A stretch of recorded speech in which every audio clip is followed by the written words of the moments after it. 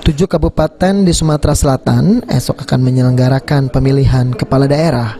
Saat ini persiapan untuk pencoblosan telah dilakukan secara maksimal oleh penyelenggara pilkada, terutama guna mencegah klaster baru COVID-19. Ketua DPRD Sumatera Selatan Anita Nuringhati menghimbau kepada masyarakat di 7 kabupaten yang menyelenggarakan pilkada untuk dapat menggunakan hak pilihnya dengan baik serta tetap mematuhi protokol kesehatan.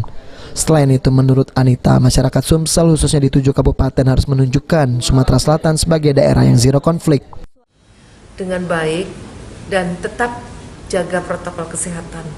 Karena kita tidak inginkan bahwa pilkada ini menjadi klaster baru untuk penyebaran COVID-19 ini. Karena yang pasti kita berharap bahwa pilkada di Sumatera Selatan bisa berjalan sesuai dengan mekanisme. Kita harus menciptakan kondusif dan kita harus pertahankan bahwa Sumatera Selatan zero konflik. Sementara itu, menurut ahli epidemiologi yaitu Profesor Dr. Yuwono, bahwa dalam pelaksanaan pilkada besok KPPS harus bersabar dikarenakan hal itu guna mencegah timbulnya kerumunan, serta seluruh masyarakat maupun petugas yang bertugas di TPS harus dalam kondisi sehat. Di KPPS itu semuanya sabar, tunggu sampai memang pemilih itu datang. Jadi jangan sampai di close misalnya waktunya.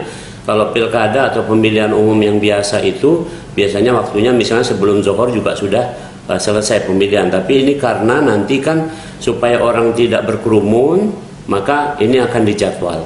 Nah, itu ditunggu dengan sabar. Itu persiapan yang paling penting, satu.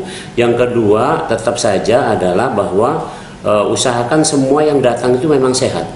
Jadi kalau yang ada bergejala itu segera jangan jangan datang ke tempat pemilihan pilkada itu, tetapi mungkin dengan cara apa nanti didampingi petugas.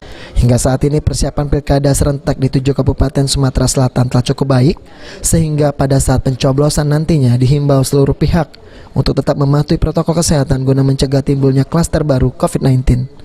Firman Hidayat, PAL TV.